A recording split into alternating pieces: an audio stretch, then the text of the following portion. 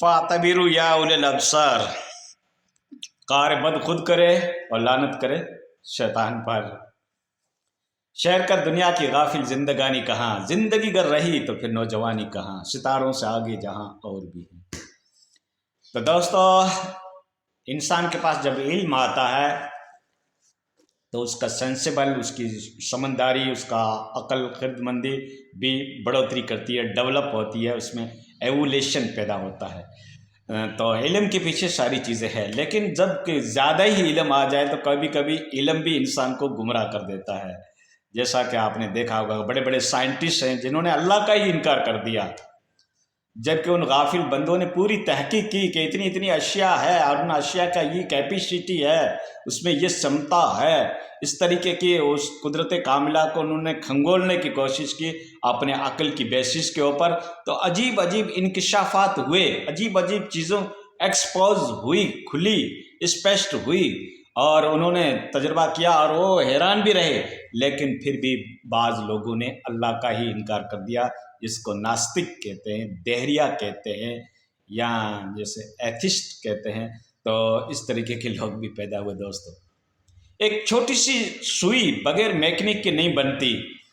तो ये आसमान की छत जो आप देख रहे हो, बगैर किसी सुतून, बगैर किसी खंबे, बगैर किसी पिलर के आसमान की छत खड़ी है। इसको कोई ना कोई तो थामने वाला है, इसको कोई ना कोई तो बनाने वाला है। साइंस कहती है कि बिग बैंग हुआ और दुनिया वजूद में आ गई। एक बहुत बड़ा धमाका हुआ और दुनिया वजूद में आ गई। धमाका तो बेवकूफ़ी का तुम्हारे अक्लों के ऊपर, अक्लों के अंदर हुआ कि तुमने इतनी बड़ी अल्लाह की अशिया देखने के बावजूद भी तुम उसके ऊपर ईमान लेकर नहीं आए। अगर कोई बिग बैंग हुआ, आपकी बात मान लेते हैं, धमाका हुआ और दुनिया वजूद में आई, तो उसके पीछे भी तो कोई मुहर्रिक चीज़ होगी न, उस धमाके को करने वाला भी तो कोई होगा ना, उसके पीछे पीछे बैक पावर भी तो होगा ना। उसी को तो हम खुदा कहते हैं, उसी को तो गॉड कहा जाता है, उसी को तो ईश्वर कहा जाता है। तो दोस्तों, अल्लाह रब्बुल इज़्ज़त ने जो चीज़ें पैदा की है वो अल्लाह ही उसकी हिकमत को जानता है। साइंस खूब कोशिश करती है, सर्च करती है, रिसर्च करती है, तहकीक करती है, लेकिन वो कुदरत कामिला तक नहीं पहुंच सकती। ठीक है, तो इतना बड़ा सूरज जो ज़मीन से 13 लाख गुना बड़ा है, इसको भी किसी ने तो पैदा किया होगा। एक बाल पेन, एक सुई बगैर मैकेनिक के नहीं बनती, तो क्या इतनी बड़ी चीज़ें ऐसे ही वजूद में आ गई? वो कौन ज़ात है जो आपको पाल रही थी बंद कोठरी के अंदर? आपका तो ये एक्सपेरिमेंट है ना, आपका तो ये अनुभव है ना कि बगैर ऑक्सीजन के इंसान, मनुष्य जिंदा रह नहीं सकता, बंद कोठरी में जिंदा नहीं रह सकता। लेकिन माँ के पेट के अंदर कौन खुराक पहुंचा रहा था? कौन तुम्हारी हड्डियां बना रहा था? कौन तुम्हारा लोथड़ा बना रहा था? कौन तुम्हारा मेल और फीमेल का सिस्टम बना रहा था? और कौन तुम्हें खुराक पहुंचा रहा था? वो अल्लाह की ज़ात है। एक मुर्गी का अंडा है, उसमें सिर्फ एक जर्द किस्म का लेसदार मादा निकलता है, लेकिन उसके अंदर कौन है जो चूजा पैदा करता है? कौन है जो बच्चा पैदा करता है? कौन है जो उसकी पंखुड़ियां बनाता है? कौन है जो उसकी पंखुड़ियों का कलर बनाता है? कौन है जो उस लेसदार नरम मादे के अंदर एक चोंच जैसी टाइट चीज बनाता है? वही तो मेरा रब है। ठीक है ना? साहिब तुंजी साहिबे मो अजब डिठी सू, पन बोरे पातार में और पान तारे तू। मेरे रब की वो कुदरत है। अल्लाह ताला बड़े से बड़े जानवर को भी रोजी दे रहा है।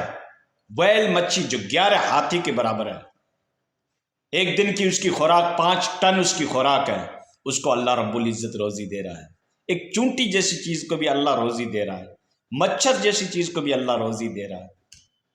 तो अशरफुल मखलूकात इंसान रोजी के बारे में क्यों परेशान होता है?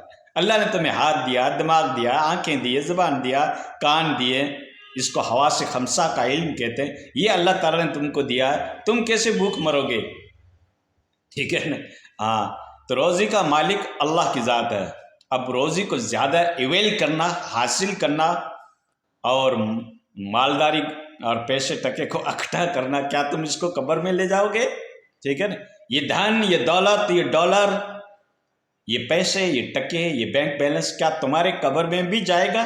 क्या कब्र में भी कोई ऐसा नेट का सिस्टम होगा जिसके ज़रिए से तुम موبائل پے گوگل پے کرتے رہو گے؟ نہیں دوستو، کچھ نہیں. وہاں جو پے چلے گا وہ تم نے جو نیکیاں کی ہے نا زندگی میں وہ تمہیں کام آئے گی. بس بیلنس کا دروازہ پیچھے سے کلوز دا ڈور، بند. اب کچھ نہیں. اگر نیک اولاد ہے تمہارے لیے کوئی صدقات خیرات کرتی رہتی ہے تو اس کا تو ثواب ملے گا، لیکن عالم برزخ میں جانے کے بعد، قبر میں جانے کے بعد سارا سسٹم کی جو ڈور ہوتی ہے، کنیکشن ہوتا ہے، وہ سارا کا سارا ڈراپ ہو جاتا ہے، کنیکشن کٹ جاتا ہے. ٹھیک ہے، کچھ نہیں، بالکل تم ہوں گے اور تمہاری تنہائی ہوگی، تمہارے اعمال ہوں گے. تو یہ ہے دوستو. باقی جو سائنس کہہ رہی ہے کہ پہلے انسان بندر تھا، پھر اس میں ایولیشن ہوئی، ارتقاء ہوا، بلندی ہوئی، ڈیولپ ہوا اور منشیہ بنا. تو اس کے بارے میں علامہ اقبال نے کہا کہ میں نہیں مانوں گا کہ مورث آپ کے لنگور تھے، یعنی میں یہ سویکار نہیں کروں گا کہ آپ کے پرکھ جو تھے، بزرگ جو تھے، مہاتما جو تھے، وہ پہلے بندر تھے پھر انسان بنے. علامہ اقبال کہہ رہا میں تو نہیں کہتا ہوں، سائنس کہتی ہے. ٹھیک ہے.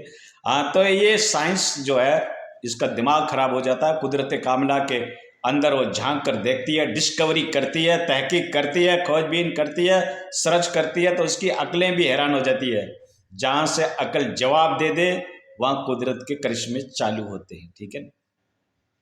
تو قبر میں کیا ہوتا ہے اس کو عقل تسلیم نہیں کرتی، اس کو فزیکل ورلڈ تسلیم نہیں کرتا، اس کے انوبھو میں نہیں ہے. وہ ان سین بیریئر ہے، وہ بغیر دکھنے والی چیز ہے، وہ فزیکل میں نہیں آتی ہے، وہ ویزیبل میں نہیں آتی ہے، وہ آبزرویشن میں چیزیں نہیں آتی ہے. لیکن ہمارا یقین ہے میرے رب نے کہا تو صحیح ہے، کیونکہ اللہ رب العزت جھوٹ نہیں بولتا. اور اللہ نے جو قرآن کو نازل کیا، اس قرآن کی خوبی یہ ہے کہ عرب کے اندر شاعر تھے، اسکولرز تھے، ادیب تھے، رائٹر تھے، بدھی جیوی تھے، لیکن جب کلام پاک اللہ کے نبی کے اوپر اترا، جبکہ ہمارے نبی تو امی تھے، ان پڑھ تھے، لیکن جب کلام پاک اترا تو اس کے جیسا کوئی کلام نہیں بنا سکا. لوگوں نے اپنی شاعریاں توڑ دی، ادب کے جو شاہکار ان کے پاس تھے وہ پھیکے پڑ گئے اللہ کے کلام کے آگے. تو یہ کلام انسان کا نہیں، منشیہ کا نہیں، بلکہ یہ کلام اللہ رب العزت کا کلام ہے. ماننا پڑے گا. اس کلام کے اندر لکھا ہے کہ اعمال صالحہ کرو تو اللہ کے گھر کام آئے گا، برائی کرو گے، بدکاری کرو گے، چوری کرو گے، جھوٹ بولو گے، دھوکہ دو گے، حسد کرو گے، جلن رکھو گے، پڑوسی کو تکلیف دو گے، ماں باپ کی خدمت نہیں کرو گے، تو اللہ کے گھر تمہاری پکڑ ہے. یہ قرآن کے اندر بتایا گیا ہے. ٹھیک ہے نا. اس کتاب، اس بکس کے اندر لکھا گیا جو دنیا کی نہیں ہے. 1450 سال گزر گئے لیکن زیر و زبر کا فرق نہیں، نقطے کا بھی فرق نہیں. تو یہ اللہ کا کلام ہے، دنیا کی بکس نہیں ہے، دنیا کی پستک نہیں ہے، دنیا کی کتاب نہیں ہے. ٹھیک ہے. دنیا کی ہوتی تو ترمیم ہو جاتی. کئی ادیان کی کتابیں ترمیم ہو چکی ہے، کئی ادیان کی جو پستک ہے وہ ٹیمپر ہو چکی ہے، مشق ہو چکی ہے، بدلی جا چکی ہے. بائبل ہو یا انجیل ہو، اولڈ ٹیسٹمنٹ ہو یا نیو ٹیسٹمنٹ ہو، ساری کی ساری پستکیں بدلی جا چکی، ترمیم ہو گئی، رد و بدل ہو گیا، پریورتن ہو گیا، اس کے اندر ٹیمپر ہو گئی، مشق ہو گئی، بدل گئی. لیکن قرآن کا معجزہ ہے، رہتی دنیا تک، قیامت تک قرآن ایسا کا ایسا ہی رہے گا. ماترا کا فرق نہیں، نقطے کا فرق نہیں، زبر کا فرق نہیں. اور پورے ورلڈ کے اندر جتنا قرآن پاک ہے، چاہے ایران کا ہو، چاہے توران کا ہو، چاہے یورپ کا ہو، چاہے گلف کنٹری کا ہو، چاہے ایشیا کا ہو، کہیں کا بھی کلام پاک ہو، کلام پاک ایک ہی ملے گا آپ کو. ٹھیک ہے. یہ کہتے ہیں نا وہاں کا کلام الگ ہے، ادھر کا الگ ہے، ایسا کچھ نہیں دوست. یہ اللہ کی قدرت کاملہ کا ظہور ہے، رب کے کلام کا سچا ہونے کا پروف ہے کہ اللہ کی ذات ہے، جو ویل مچھلی کو بھی خوراک دے رہی ہے، جو چونٹی کو بھی خوراک دے رہی ہے، جو ہاتھی کو بھی خوراک دے رہی ہے، اور اشرف المخلوقات انسان کو بھی خوراک دے رہی ہے. دنیا دیکھو بڑی اٹریکٹیو بن کے آپ کے سامنے آئے گی، بڑی حسین، بڑی جمیل، بڑی خوبصورت، بڑی ہینڈسم، بڑی بیوٹیفل بن کر آپ کے سامنے آئے گی دنیا، اور آپ کو اپنی طرف کھینچے گی. لیکن دوستو ایمان کی بقا چاہتے ہو تو دنیا کو ترجیح مت دو، اخروی زندگی کو ترجیح دو، جو ہمیشہ ہمیشہ کی زندگی ہے، جہاں موت کو بھی موت آ جائے گی.